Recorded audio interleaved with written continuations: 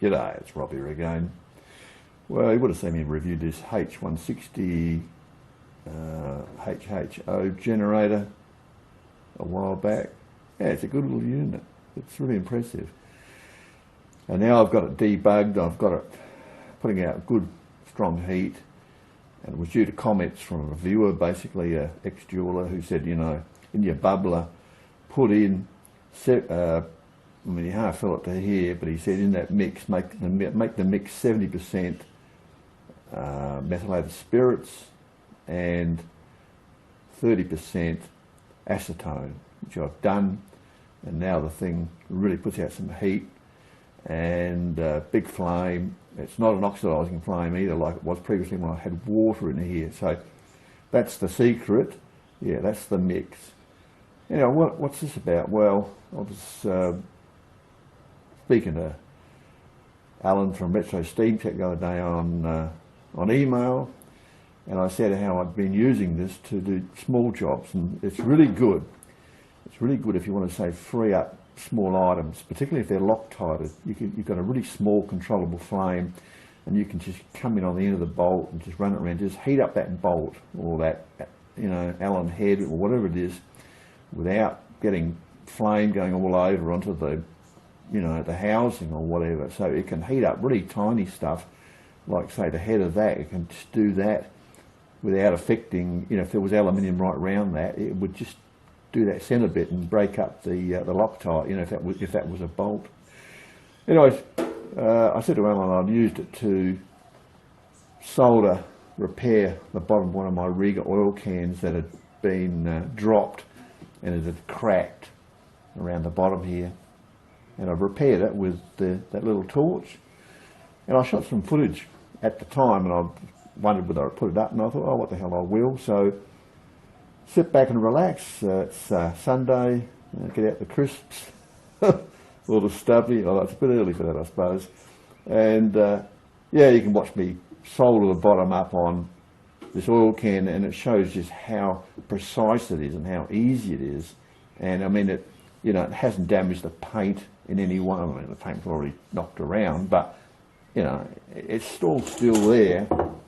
It hasn't transferred the heat throughout the whole unit. That's the whole thing. You know, everything's nice and localized. That's what I like about it. And it's better than a soldering iron because you can flow it and see what's happening. Yeah, it works good. So if you're into, say, model engines and you want to make up boilers or put little pipes in or do any soldering where you're going to have trouble getting a soldering iron in, by using the torch, you can and some, you know, some thin solder, you can just run the flame around and do a really good job of it really easily. So yeah, this is for you, Alan. I hope you find it interesting. I know you're umming and ahhing about whether to get one of these. I really think they're good. For what you do, I think they'd be pretty handy. So anyway, on with the video.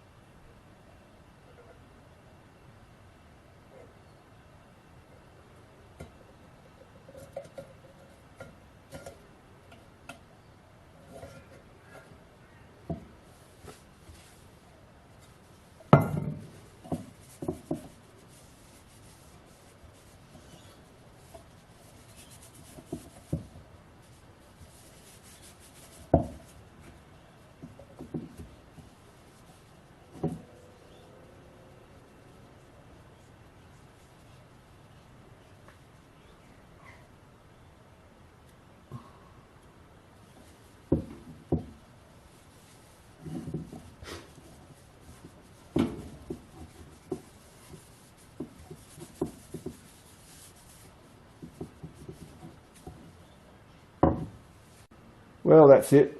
Hope you found it interesting. Just shows that these things aren't a toy, that they really can do terrific work. They're extremely high temperature, and provided, you know, and you can turn that flame up or down, as I showed. You can get the flame right down and it still does the job. You don't have to have a mile of flame. And yeah, I think it's an awesome little unit, quite frankly, for the money. And if you can, you know, use that type of capability, they're bloody good. Okay, see you next time. Cheers.